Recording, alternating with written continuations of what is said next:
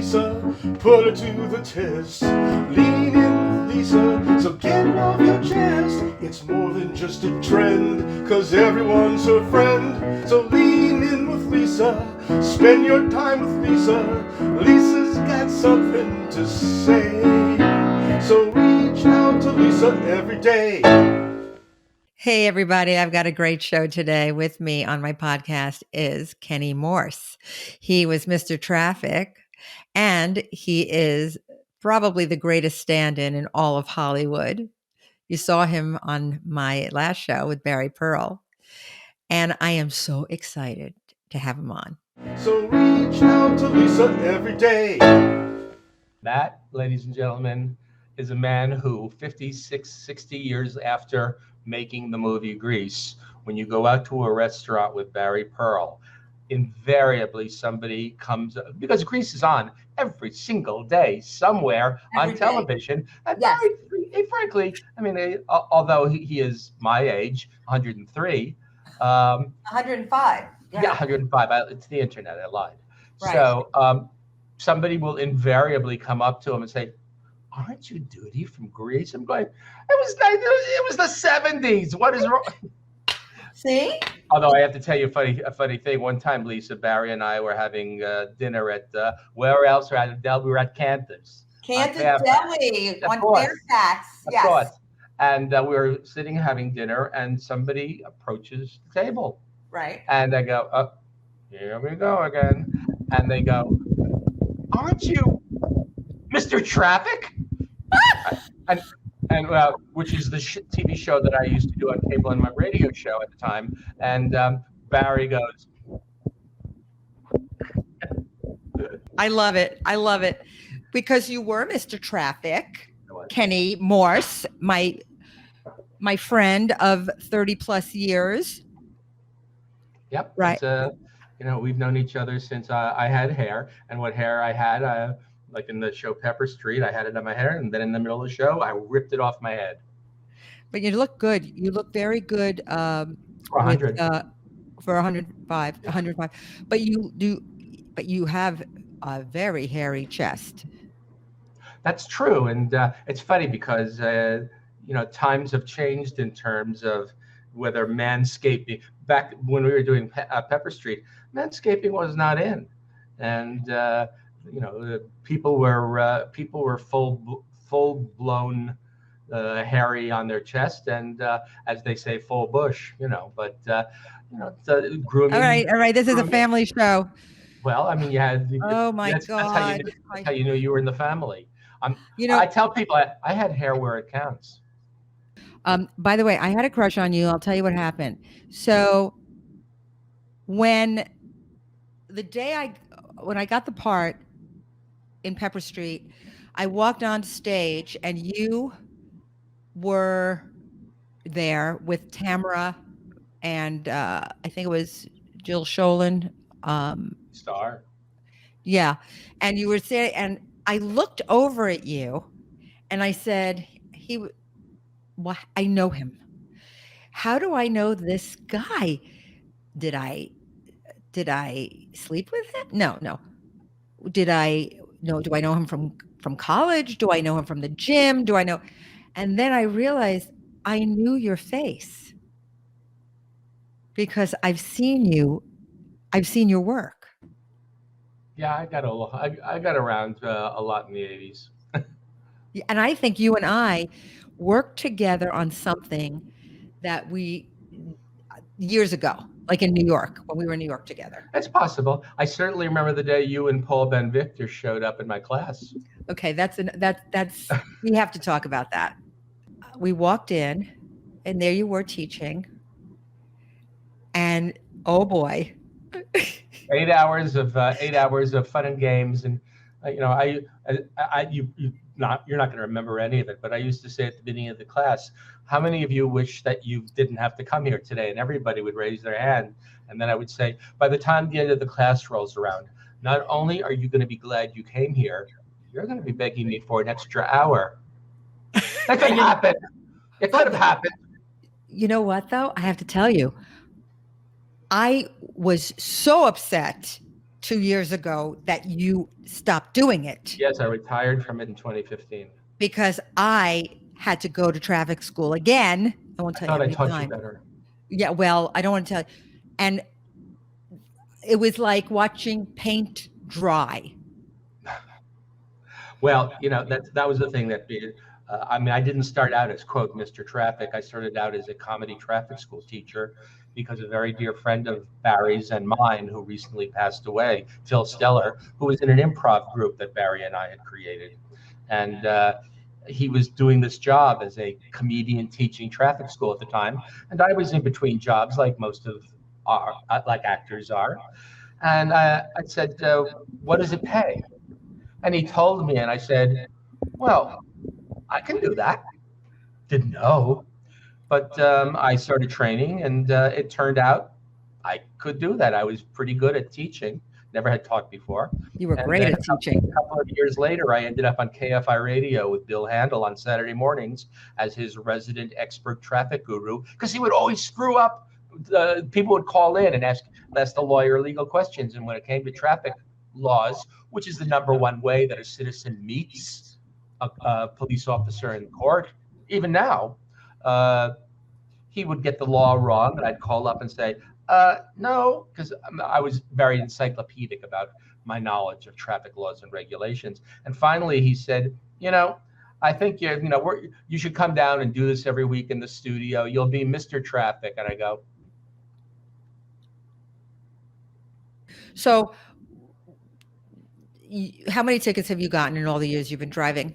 in all the years that I've been driving, I got 2 tickets, and that was mainly in my teen and the 70s. You never rolled through a stop sign. The sushi stop, the California roll. That's good. I make a complete stop, and to this day, Sushi stop. 1, 2, go. Or as I used to tell my students, look, no, cops, go. Okay. So you do 1, 2, 3. 1, 2, look, go. Okay, Because what most people, the stop sign that you roll when there's nobody there is the stop sign you'll roll when the number one thing said after a car crash, besides the number one said is, I never saw him coming. And that's and rolling stop. It's the same thing with people who speed up on a red light. That's why all the people who go through red light cameras, which would include a guest that you formerly had on the show here, and he called me up one day and he said, "Now who are you going to believe, the traffic camera or me, or your best friend?" Yeah, or your best friend. And I said, "Well, that's actually a pretty easy one. I'm going to believe the camera." Because you see, people are unaware of they could swear they didn't that they didn't run the red light, but I can assure you, the camera doesn't lie. So when you're driving, and all of a sudden the light turns yellow. Yellow light doesn't mean speed up. So what? So you slow down as soon as the light turns yellow. What does the yellow light mean, my former graduate? It means slow down and stop. Correct. Slow down. The red light's coming. Unless you want, and now the tickets are, they're just under $1,000. Who can pay for that? I mean, if I tell you how many people where I'm going to make a left turn and I'm standing there waiting to make my left, and they'll just go right through that yellow light. For some reason, it's a human thing, really, Lisa, is that everybody feels that it's important to make the light, when in reality, all you're doing is getting to the next red light sooner to be stopped there. That's so true. It's so true. Very often over the years, I would see somebody next to me and they would speed up to make the light, and I'd stop at the light. And then when I would pull up to them at the next red light after my light went green, I'd go, Hi, dumbass, asshole. Do you know, I have to tell you, is this a New York thing? When I am going to my car and I leave Costco and I'm walking in the parking lot and I see someone looking for a spot, I look at them and say, follow me. And the person who tries to cut them off, I tell them, I'm sorry, but that person, I'm giving them my spot. And no, I'm driving into the mall and a a woman is walking slow. Oh my God. So could she walk any slower? And she sees him waiting for the spot. And she, like you said, takes out the cell phone. That's right. It's so rude. Is that rude? Because it's not that they actually have to make a phone call. They're just going to go through. Oh yeah, I'm looking through my pictures now. I'm going to look through my contacts. I'm going to make them what. It's kind of like the old thing. Isn't that mean? That's mean. Well, people are mean. It's a mean-spirited thing to do. People are mean. Listen, when people get into a car, and this has always been true, and it's more true now than it's ever been. People turn into the person that when you're in public, we're talking right now, and we observe a certain amount of decorum, and especially when there's public involved and when there's people around. But when you get into that car and you're the only one in there, and people do things in the car they would never do outside of the vehicle. And I said, for years, you are how you drive. Who you are behind the wheel, that's who you are. Who you are when you're outside the vehicle, that's who you pretend to be. No, everyone's watching and you won't get away with it. That's another. Politicians of any stripe, Democrat, Republican, Independent, they only do what they think they can get away with. And I think things are worse now since the pandemic, Lisa. We became so isolated in the last 2-3 years that when people finally get back into their cars, they go for it. And speeding tickets are up almost 60% pre-pandemic. Are they really? Absolutely. And so are traffic. You would think that traffic has died down. We're still somewhat in the pandemic, although everybody has seemed to ignore it. Not me. When I go to work, when I go to Dancing with the Stars tomorrow, I will be not only in my mask, I will be in a full shield. That's also because they require us to be. But I have danced on a number of occasions when working in the rehearsals of Dancing with the Stars. They don't know my background, that I was up with you in a musical, and that I go back to being in the musical Grease and other shows that I did with music. They don't know that I'm a singer and a dancer, and so they know me as a rehearsal actor, stand-in. You see, the stars don't come to rehearsal. We do.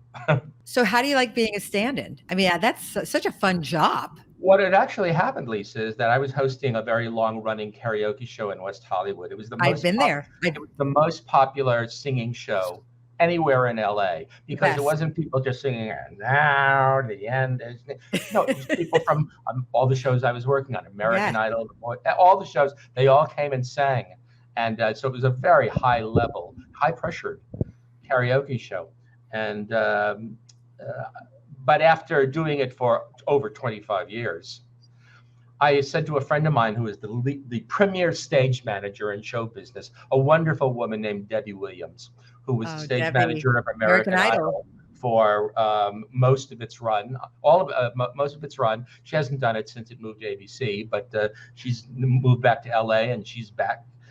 She's back. I'll be working for her very shortly on PBS on the AARP Music for adults who watch films. They do the awards every year. Very good. Debbie's the best in the business. And she was a friend of mine, and I said, I'm really trying to get out of karaoke. Is there anything, I could do on American Idol? And she says, well, we hire SAG-AFTRA actors to be stand-ins, because the contestants are not allowed on stage. They can come in, rehearse, and go. But in order for us to set up the camera and the lighting and the read the teleprompter, we use actors. And maybe it's a little beneath your talent, but maybe you'd like it. And I went in and I played a contestant, and it turned out I liked it, and I liked the money even more. The money's good? Is the money good? The money was good, and went towards my health insurance. Nice. That's how I got my union health insurance, which by that time I needed, and it just grew over the years, and I started doing all of these shows. But all of the rehearsal actors, we live up to a standard for ourselves. We don't have to sing, we don't have to dance. We do have to read the teleprompter, and let me assure you that it is a talent that not everybody can do. I do all the roast shows. I was working on the roast of Justin Bieber, and the last roast I think I worked on was the roast of Bruce Willis. And You I'm did the sitting. roast? Wait a minute. You did the roast, the Hollywood Celebrity Roast Show? Yes, I watched that one with Justin Bieber. I did a whole. What did you do on that? I played Jeff Ross, the Oh my Toastmaster, God, the Jeff's the Roastmaster comedian. General. Yes, yes. And I worked on his show. Well, but Justin Bieber, that's a whole different story. But on the Bruce Willis roast, I'm sitting next to, for rehearsal, tall basketball star Dennis Rodman, and he Oh, sees Dennis me, with all and the. oh yeah, and he sees me going up and playing Jeff Ross and giving the teleprompter speech, and he sits Right. back down and he goes, "Hey man, I don't think I can do that." And I go, "Dennis, give me 5 minutes with you and teach you how to read a teleprompter. You look down at the lines you have to read, then come up. So you've scanned it for a second, and then you know what's coming, and that's how you read a teleprompter." Well, that's kind of like what we learned in Jean's class. Is exactly it. Isn't that like how we learned in acting class? That's Because right. you and I did acting class together for That's years. correct. We would And- look and- down, grab the line, and then just look at our scene partner, and we would just look in their eyes and just say it. Right. And it served me pretty well. But on Justin Bieber's roast, that was incredible because That was wild. I don't know was how old wild. I don't know how old he was at the time, but it was number one. We're doing this at Sony Studios on a sound stage. You could see your breath. It was so cold. They say they kept it cold because of the lights. We were freezing, and Justin Bieber is just, he wasn't very talkative. He wasn't very, he stood there with the rest of us Yeah. during rehearsal. Sometimes they engage, sometimes they don't. Of course, the stage managers, they all tell you don't speak until you're spoken to. And I go, "What do you think you are?" We do that. We don't speak unless we're spoken to. Well, he steps forward during one of the breaks, and he's speaking to his manager, Scooter Braun, who, they're both bazillionaires. And he goes, "Hey, Scooter, do you have any room on your jet to go to Vegas tonight? My jet's all full." And Scooter goes, "Yeah, sorry, buddy, my jet's full tonight." And I'm going, "Yeah, well, I have to pay my Verizon bill on it." Exactly. Well, I'm going to be taking Southwest to Vegas. That's so. right. So I'm glad your jets are full, boys. Unbelievable. That's just crazy. That's crazy. So has anyone besides Julie Gelfand impressed you? Like Julie Gelfand, for those of you who don't know, is the associate director of many, many, many shows, which is the second most important position in the director's booth. We love Julie. Don't we love her?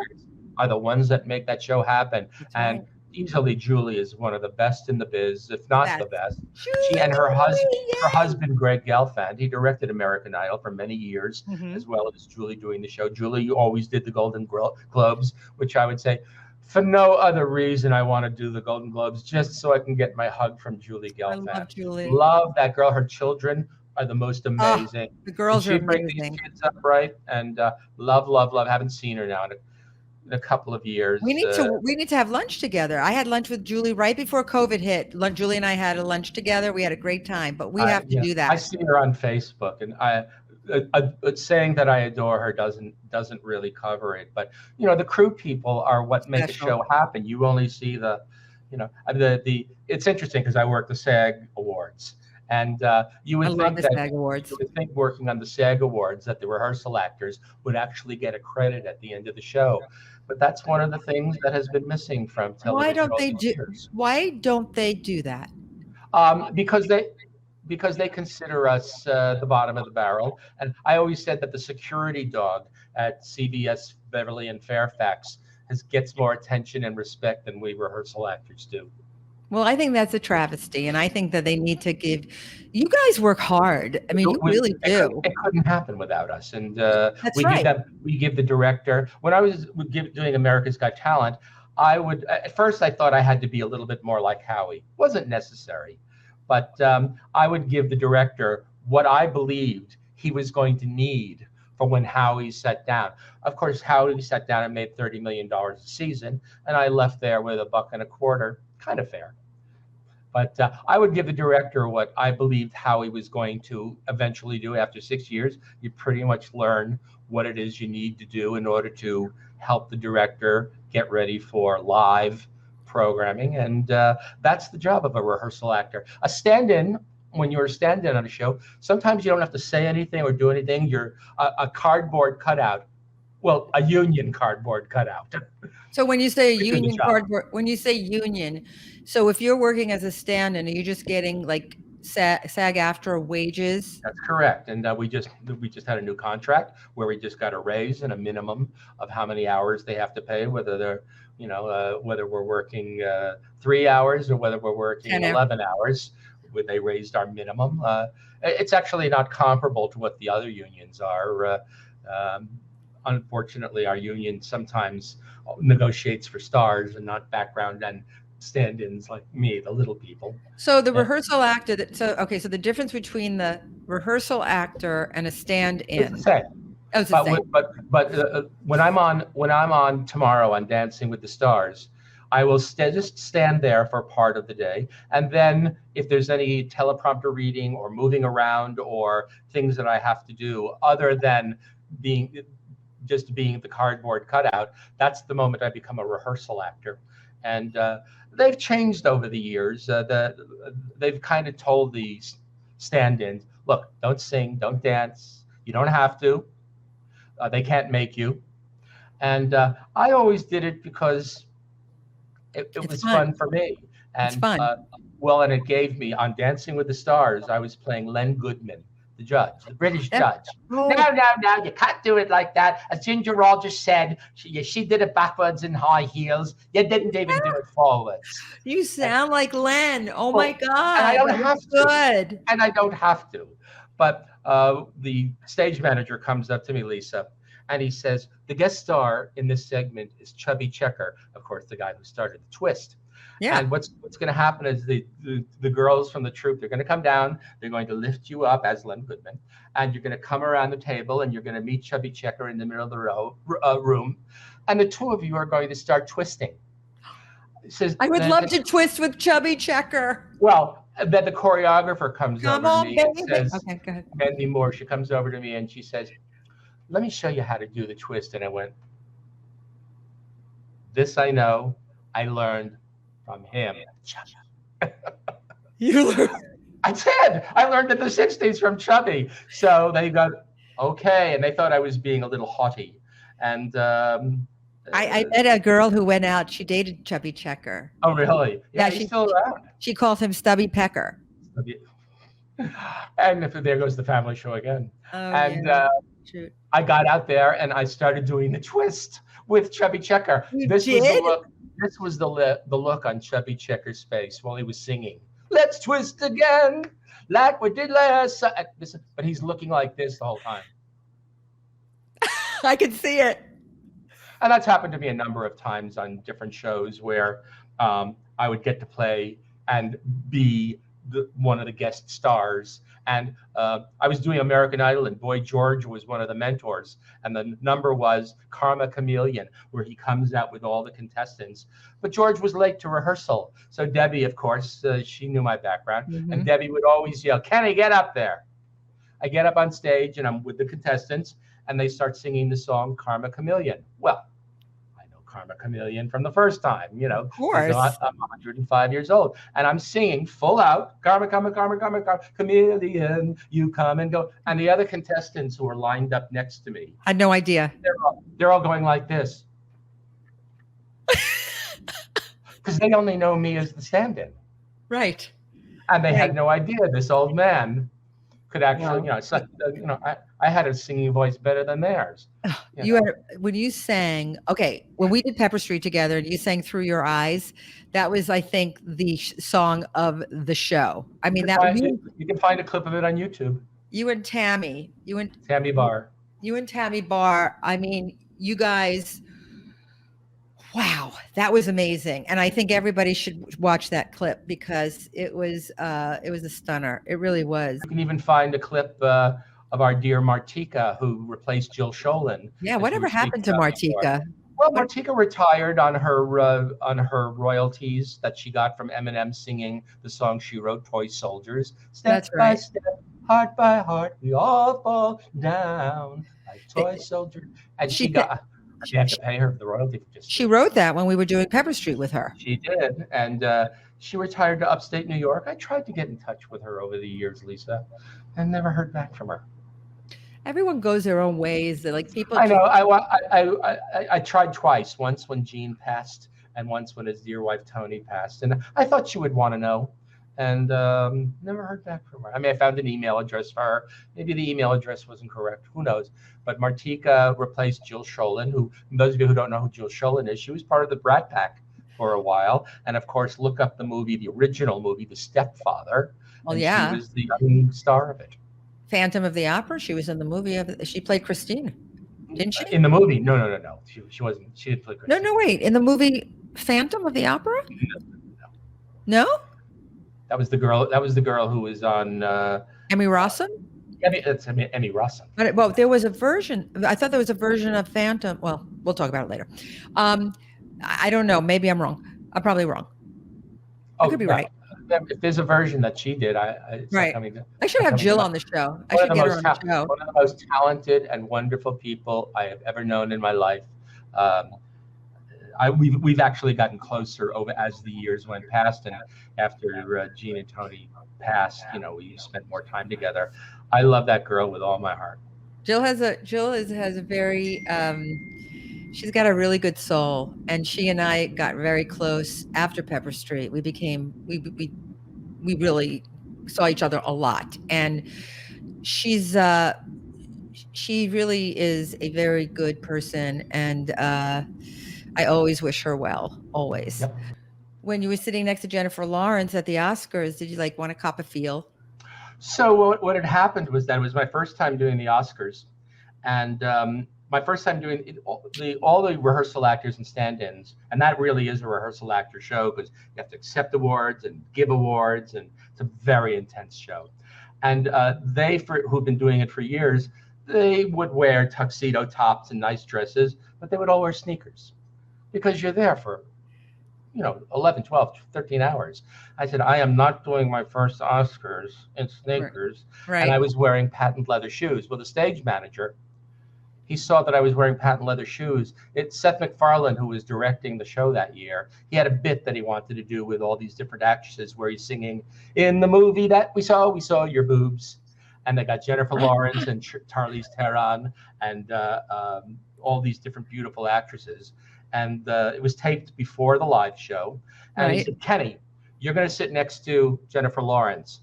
And when the time comes, we're going to do it three ways. One, when he sings, and we never saw Jennifer Lawrence's boobs at all. And Jennifer Lawrence would go. So that was one. And I would go. And another way that we did it was we each gave each other a high five. And then the third way we did it, I would just go. Because he also thought, I looked very producerly. But you come from a very an entertainment background. I do. My father actually, after the war, he and a war buddy got together and decided to do a radio show in New York City, which became popular. It was kind of the precursor of Bill Maher's Politically Incorrect, and the current show.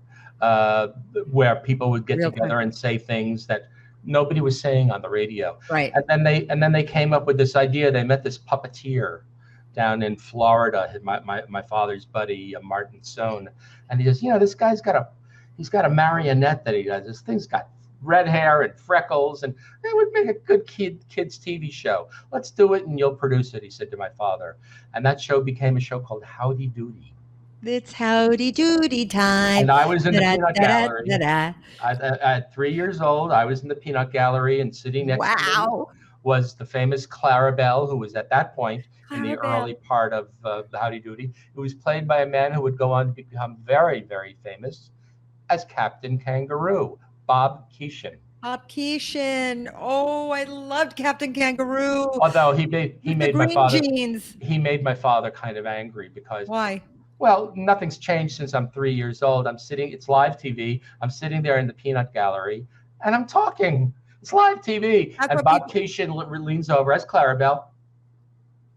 He put his hand over my mouth. And my father saw this man putting his hand over his child's mouth. My father got livid. Oh my God. Bob Keeshan put Captain Kangaroo. You didn't put your, listen, you don't put your hands on a child today, and you certainly didn't do it in the early 50s. And especially if you're Captain Kangaroo. Oh, Bob Keeshan had a number of problems during his life, but luckily putting his hands on me wasn't one of them. Okay, then. Look that up on Google. He went on to become the biggest production executive in New York TV. He had famous shows like Naked City, which was what they used to call New York City after a 1948 movie. It had nothing to do with being naked. It set the template for all cop shows to follow after it, with the crusty old lieutenant and the young detectives like Law and Order. And then he moved from there to The Defenders, which set the stage for Law and Order in terms of the legal part, and did movies like Midnight Cowboy and many other famous things. Wow, so that's one of my favorites. My father said, listen, I produced a lot of stuff, including I produced you. Yes, and you're the best thing he produced. Well, he used to say I was the result of an unguided sex life, but... we have some curveballs for Kenny. Hey, Adam. Curveballs. Hey, Adam. You got curveballs for me? Let's get Adam on the air. Hey, Kenny. Nice to meet you. Hey, Adam. You too. Hey, we have something in common. I was a stand-in once. What? I was a stand-in in a movie called Blood and Wine. Jack Nicholson, Michael Caine, for Stephen Dorff for 3 months. It was like best 3 months of my life. And working on just so people know that working on a movie is very different from working on a television show. Yes, I'm sure it was different set of skills. Yeah. I mean, there's overlap of go do what the actor's going to do, and but it's pretty chill. It was fun. That was a good experience. So anyway, I enjoy working on episodic and sometimes films. I don't know if you remember this though. See, when we're on a reality show, we don't have to tell the stars what to do afterwards. They come in and they do what we did. When you're in an episodic show or a movie, the stand-in has to tell the stars. Yeah. The change is made, the lines change. Yeah. And I go, no, that's the job of an AD, not a stand-in. And go, that's not true. I didn't get paid much anyway. It was just fun to do and be involved. I thought it was fun. So I wasn't, really. This is you can imagine growing up in the business. I'm not starstruck. Yeah. Well, you should be. Stars are awesome. Anyway, I am. I'm starstruck until I met a few that I realized why. Like who? Yeah. Give me. I want a name. You want a name? Yeah. You never want a name? You're never going to meet them. They're not going to care. No, well, I'm not, because one of them is dead. Who's the dead one? So I was the president of. He was nice. He was nice. So I was just a little disappointed, but I was the president of David Cassidy's fan club when I was young, and I even cut my hair like him, like his hair, and I got to do some red carpet interviews. As 30 years later, I'm doing a red carpet interview, and all of a sudden the publicist says, "Okay, bring David Cassidy on," and I went. And I went, oh my God. And I started singing. I looked down and I went, I think I love you. So what am I so? And he looked at me and he gave me this weird look like, shut up. That's kind of like when people walk up to Bill Shatner and they all say, to this day, I mean, he's 90 freaking years old, and they all say, beam me up, Scotty. And he's going, really? Okay. But you know what? This was my moment. Kenny, you're probably most famous for your long-running, award-winning show, Ask Mr. Traffic. What's the best canyon to take from the Valley to West Hollywood?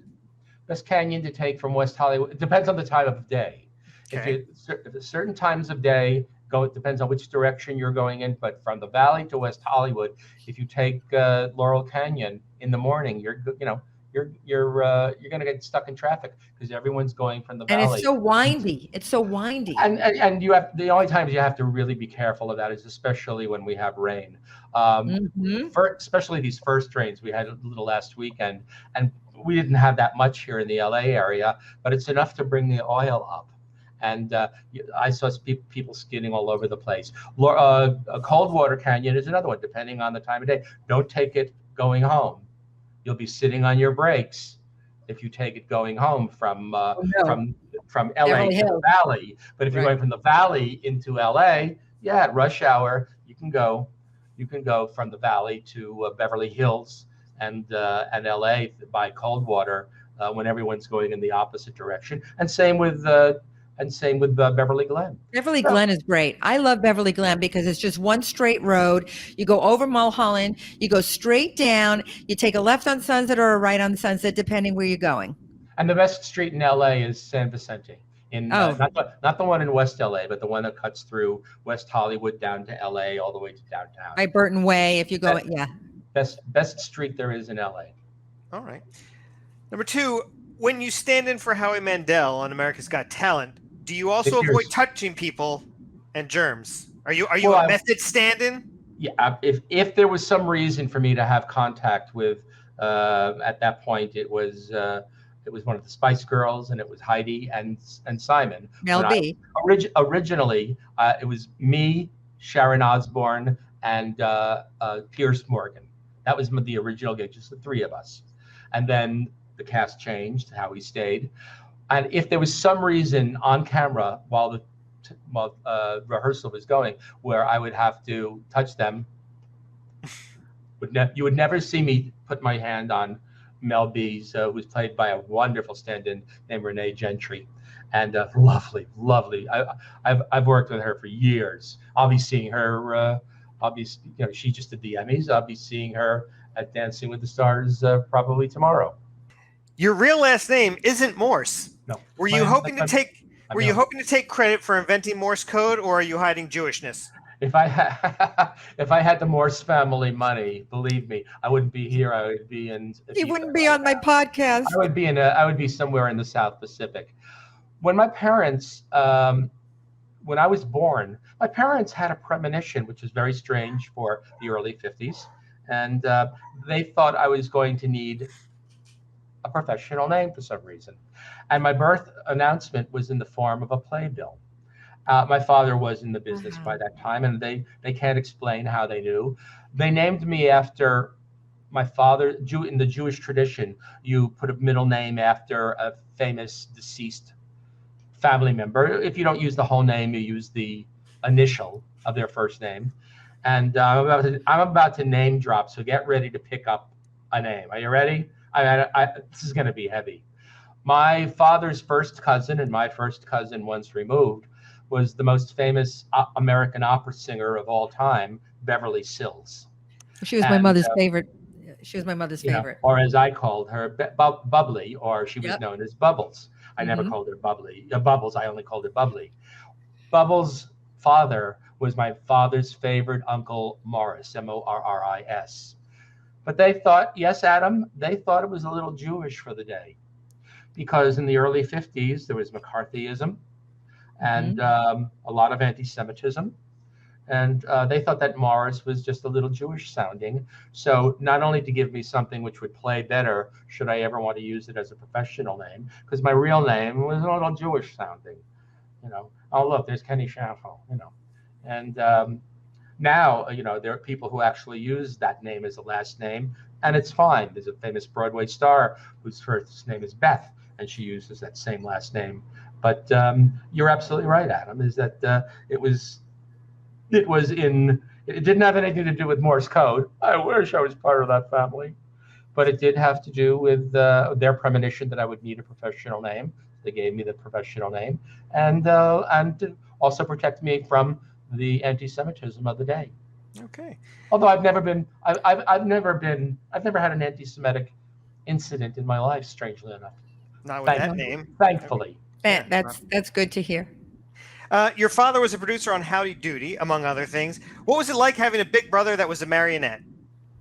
Well, it was very strange, because Buffalo Bob was another one of these people. Through my career and working with very, very famous people, I've had the pleasure of sitting next to, and for long periods of time, stars, or interacting with them. And, like Lisa was talking about poor David Cassidy, you're here and he's not, Lisa. I know. And some people would treat you very, very well, and other people you're invisible too. Buffalo Bob was one of those people who he may have been a child's puppet master, but he couldn't suffer children. I mean, he really wasn't. He wasn't into children, and so what was it like having? And he did the voice of the Howdy Doody, all pre-done. There was no ventriloquist. He was not a ventriloquist, and when he would appear with the marionette Howdy Doody, and you would hear Howdy Doody talk, that was all pre-recorded. So the no ventriloquism, and I'll tell you one of the people who I will never forget how beautifully he treated me. For 2 years, I was Steven Tyler's stand-in or sit-in Oh, on American Idol. Wow, And, he's a great guy. Great guy doesn't even describe it. For somebody, other stars that I would sit next to as judges, either on America's Got Talent or American Idol or other shows that I've been a judge on, they would make like I'm invisible. Not even a good morning. And I go, when did I become invisible? Just common courtesy. Say hello. Say they don't have to. And I tried to get it explained to me by Debbie Williams once. I said to her, why are they making like I'm not even there? They go, it's not about you. It's about them. Everybody wants something from them, and they just don't engage people. Come on. I don't believe that's bullshit. But that's bullshit. I'm with you. But you can't look at someone in the eye and say, "How are you? How are you?" I am that way. Good to see you. Good to see you. I am that way with everybody. I mean, before I leave a stage, I will thank everybody. I thank the crew. I will tell the other stand-ins. Because you have class. Good job. I'll go up to the cameraman and say, nobody says thank you on the set. That's unbelievable.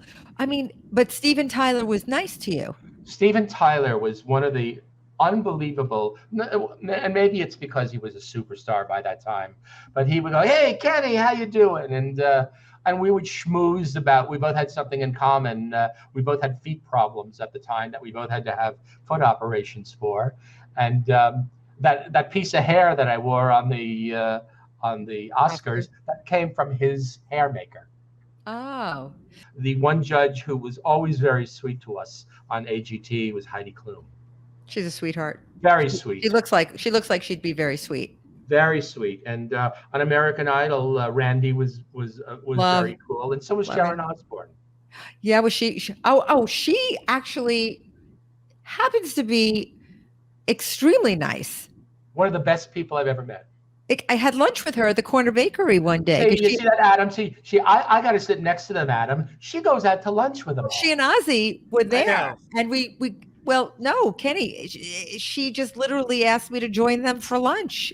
We were just getting into oh my God, I love her. I want to know who a plastics. I have to find out who her doctor is.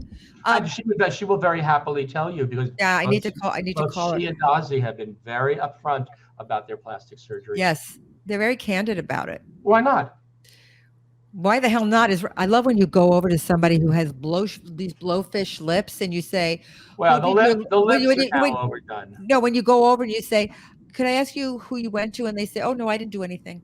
Yeah. And you mean your lips that look like you just kissed a moose? There you go. That's natural. Like, I don't get that. Like, why don't you just say, oh, I have people they don't want to tell people they've had Botox. Joy Behar is very open about it. I mean, she's very open. I love that and Jane Fonda.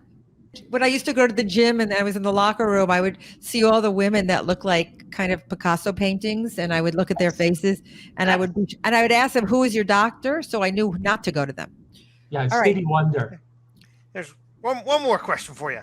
I'm sorry, Adam. We took your time. No. Okay. Well, we'll squeeze it in. I love having just real quick and very timely. Adam has patience. Yeah. He has kids. Go ahead. You made me write these questions. I'm asking them. Yeah. Okay, so one of your first roles acting was Prince Edward in The Prince and the Pauper. How did you feel about the recent death of the Queen? Very strange in that of course Barry Pearl and I, as I mentioned earlier, Barry played the Pauper and I played the Prince. And one of the first big jobs in my life, we flew to Ireland to film this movie. Always wanted to go there. We did it in all the. We were over the moon about doing it, and the fact that Barry and I were best friends then, and you do take on when you're playing a role as a real actor, as Gene and Tony taught Lisa and I to do, and you don't really, they become a part of you, and you never really leave them behind. So having played the son of King Henry VIII, who became at a very young, I mean, the father died, and he became the prince at a very young age. And, I'm not going to go into the whole story of what happened to young Prince Edward, who became the king. But the death of Queen Elizabeth has touched me greatly.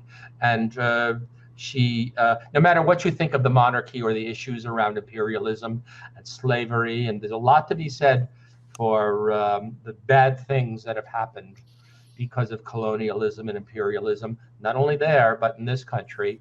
But when it's about the death of a monarch who reigned for 70 years and really did more for her country and more for the tourist industry. When Americans go over to the UK, it's not the crown jewels they want to see because you can't see them. It was going to Buckingham Palace that they wanted to see. And certainly nobody ever went to Britain going, oh, I'm going over there because I hear the cuisine is fine. It's going to be interesting, Adam, isn't it, when as we see what happens with the Bonnie Prince Charlie becoming the king. Yes, I've never heard him talk so much in the last week. Well, a lot of people. Nobody ever heard him talk. Well, he talked quite a lot because one of the biggest philanthropists in the world, and what he's done for he brought up the environment before it was any way politically incorrect or correct to do it. With the before Al Gore, way before. Okay. Way before. Right. I mean, this is why I asked. As somebody who was who pretended to be British for a couple months, I figured I'd get your perspective. What? Who pretended? Oh, me. I pretended to be different. Yeah. It's interesting because I listened very closely to.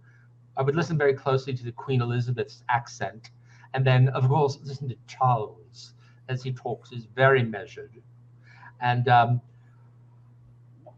The word, when they catch him in some candid moments, you can see him not necessarily being the nicest guy in the world, which really, I'm shocked. Yes, I know. And the British public are the majority of them are monarchists, and they believe in the monarchy. But it's going to be interesting, isn't it, to see how they take to King Charles and Camilla. And Camilla is universally not liked. Consultant now. Listen, you can't stand in the shadow, which maintains to this day, of Diana. It'll never be, that shadow will be there all of their lives. And it's interesting to watch Prince William because he's the living embodiment of if Diana was bald. Yes. Which I relate to. I want to thank Kenny Morse for being on my show today. And I also want to thank my producers, Alan Jasinski, Melissa Leonard, Pretty Easy Podcast, my composer, Jeff Urban, and my writer, Adam Labarkin.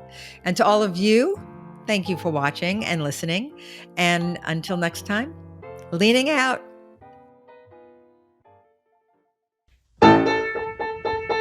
Lean in, Lisa, put her to the test. Lean in, Lisa, so get it off your chest. It's more than just a trend, 'cause everyone's her friend. So lean in with Lisa, spend your time with Lisa. Lisa's got something to say. So reach out to Lisa every day.